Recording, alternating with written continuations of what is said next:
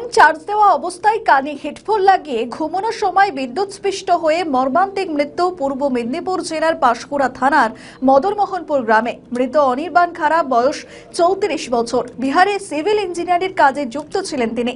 বাড়িতে বয়স্ক বাবা, মা, দাদা, বৌদি রয়েছে। অনির্বাণের স্ত্রী গর্ভবতী, তাই তিনি বাপের বাড়িতে রয়েছেন।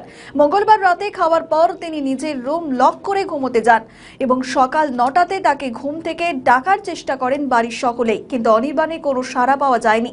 বাড়ির লোকজন প্রতিবেশীদের খবর দিলে প্রতিবেশীরা বাড়ির দরজা ভাঙে। দরজা ভাঙতেই দেখা যায় অনির্বাণ খাটে নিচু হয়ে বসে রয়েছে। বাড়ির ইলেকট্রিক বোর্ড থেকে একটা এক্সটেনশন বোর্ডে মোবাইলের চার্জার লাগানো এবং ওই এক্সটেনশন বোর্ডের তারটি তার হাতে জড়ানো এবং হাতের সেই অংশটি পোড়া।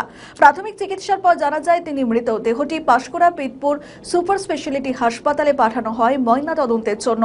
এলাকায় নেমে এসেছে শোকের ছায়া।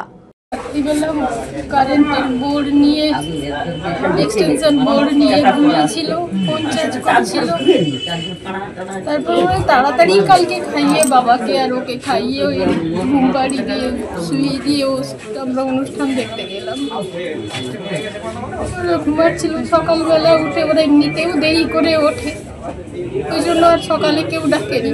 বাচ্চারা স্কুল যাবে বলে এদিকে স্কুলের রান্নাতে সকলে ব্যস্ত হয়ে পড়ছে। তার মাঝে মাঝেও মা, বাবা, কাকু, কাকিমা, আমি সকলে মিলে দরজায় ধাক্কা দিচ্ছি, উঠছে না বলে কাকু স্কুল চলে যাবে। আমার কাকু দরজাটা ভেঙে দিন, এখনো সাড়া দিচ্ছে না, উঠছে না। যখন আপনিও চলে গেলে কে আর ডাকবে বলে কাকু সাবল এনে দরজা ভেঙে দেখে এইরকম হয়ে বোর্ডের কাছে মুখটা ঢুকিয়ে